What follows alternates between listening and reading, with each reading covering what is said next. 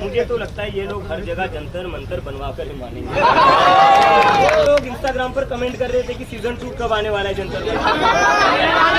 उन लोगों को मैं कहना चाहता हूँ जंतर मंतर का सीजन 2 बहुत ही जल्द शुरू होने जा रहा है।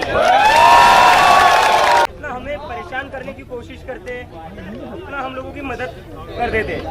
अब हम सोच रहे थे कि वॉलंटियर्स की मीटिंग है, इंडोर करेंगे, आपस में बातचीत होगी और वहीं तक रहेंगे। अब इन लोगों ने क्या किया, जहाँ मीटिंग होने वाली थी उसके होटल को धमकाया, कहा कि यहाँ पर कॉकरोच जनता पार्टी वालों की मीटिंग करने दोगे तो तुम्हें उल्टा लटका देंगे। अब उसके वजह से हमें इस गार्डन में मीटिंग करनी पड़ी। अब जो मीटिंग इंडोर होने वाली थी, मीडिया नहीं आने वाली थी, बस हम लोग आपस में बातचीत करने वाले थे।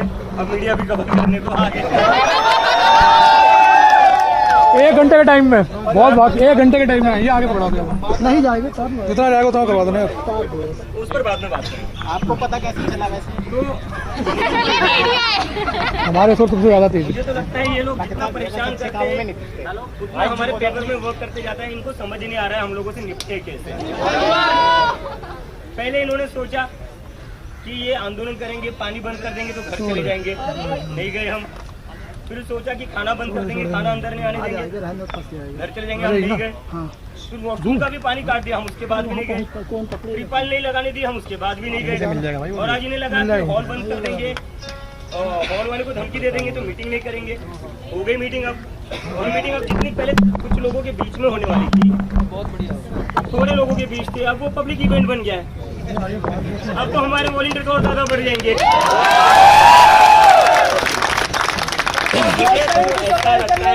मुझे तो लगता है ये लोग हर जगह जंतर मंतर बनवा कर ही मानेंगे।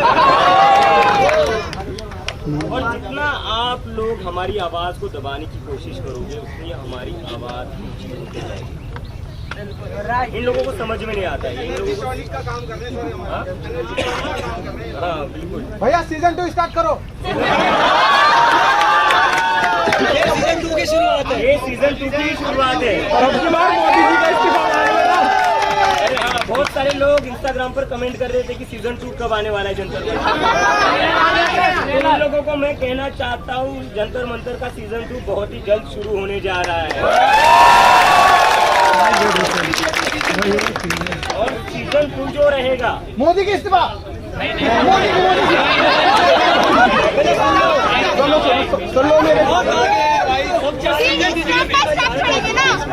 चलो बोलना दो भैया। क्या चाहते हो? अमित शाह ईवीएम हटाओ, ईवीएम हटाओ भाई, एक एक करके पूछो।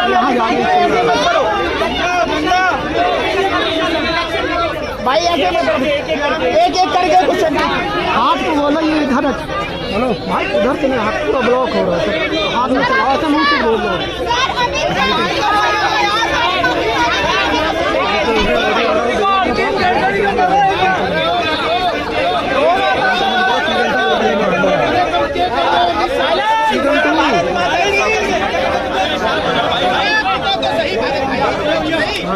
मैं समझ सकता हूँ आप लोगों के जज्बात, आप लोगों का जोश अभी भी कम नहीं हुआ है।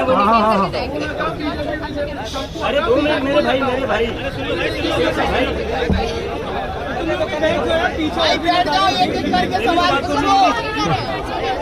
मैं समझ सकता हूँ आप लोगों का होने का सब इस चीज को वापस लाने की। लेकिन आज की जो मीटिंग है, अच्छा लोग आ गए सारे? हाँ जी, अभी भी आ रहे हैं प्रदेश के पीछे से, थोड़े बहुत अभी पीछे रह गए दिखे। ये बताइए, बातचीत कर रहे थे, जंतर मंतर याद आ रहा है नहीं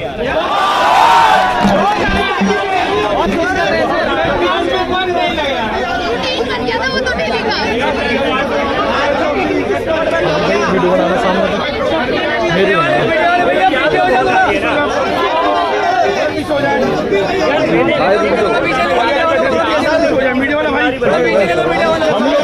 लोग एयरपोर्ट बैंक बुक किया था, जहाँ से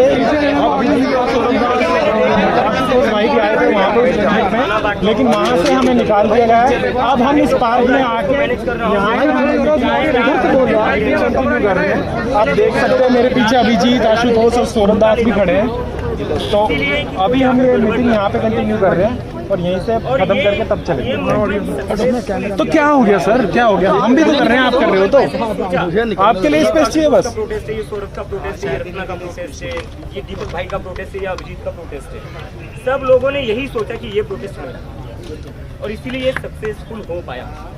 हर किसी ने यही सोचा कि ये प्रोटेस्ट मेरा अपना प्रोटेस्ट है और मेरी जिम्मेदारी इस प्रोटेस्ट को सक्सेसफुल करवाना, मेरी जिम्मेदारी इस प्रोटेस्ट में कुछ गलत नहीं होना चाहिए। और इसीलिए जो जीत हुई हमारी, वो जीत सबको एक पर्सनल विक्ट्री की तरह लगी, और वो जीत सिर्फ जो लोग जंतर मंतर पर आए थे उनको नहीं लग रही। इस देश में जो लोग अपने घरों पर बैठे थे, डाइनिंग टेबल पर जब डिनर कर रहे थे, तभी ये बात कर रहे थे कि हम जीत गए, हम जीत गए।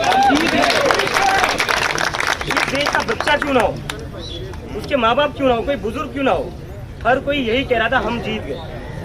तो ये जीत सबके लिए एक पर्सनल विक्ट्री थी। मुझे नहीं याद आखिरी बार इस देश में कब ऐसा हुआ था जब किसी आंदोलन के बाद लोगों को लगा था कि नहीं यार ये मेरी जीत। चाहे किसी भी पॉलिटिकल पार्टी के हो, मेरे घर पर कई सारे लोग मुझे मिलने आ रहे, उसमें अभी थोड़े दिन पहले बीजेपी के लोग भी आए थे और कान में आकर कहते हैं कि भैया हम ना बीजेपी से। लेकिन बड़ी खुशी हुई जब इस्तीफा आया। ये हुआ है, मैं झूठ नहीं कह रहा हूँ, ये हुआ है। बीजेपी को भी फैन बना दिया बीजेपी भाई ने। देखो बात ये है कि मुद्दों की बात करोगे ना तो फर्क नहीं पड़ता कौन सी पार्टी करो, क्योंकि बीजेपी वालों के बच्चे भी तो पढ़ाई करते हैं। जो मंत्री है उनके बच्चे तो बाहर चले जाते हैं पढ़ने, लेकिन जो बीजेपी का कार्य करता है उसके बच्चे भी तो नॉर्मल स्कूल में ही जाते हैं। उसको भी तो 1-1 लाख फीस भरनी पड़ती है। उसके पास कहाँ से आ रहा है पैसा? उसके पास तो पैसा नहीं आएगा। पैसा जो आ रहा है एमएलए के पास आ रहा है, एमपी के पास आ रहा है, मिनिस्टर्स के पास आ रहा है। लेकिन जो कार्य करता है, जो दिन भर अपनी चप्पलें घिसाता है इन लोगों के पीछे, उसके बच्चे के लिए क्या होता है? कुछ नहीं होता। तो इसीलिए बीजेपी के कार्यकर्ताओं को भी लगा कि नहीं, धर्मेंद्र प्रधान के इस्तीफे के बाद हमारी जीत। तो इसलिए मैं कह रहा हूँ बार बार कि जब तक हम पब्लिक के मुद्दों पर बात करेंगे तब तक फर्क नहीं पड़ता है कौन सी पॉलिटिकल पार्टी की आइडियोलॉजी है, आपकी क्या आइडियोलॉजी है, आप कौन सी पार्टी को सपोर्ट कर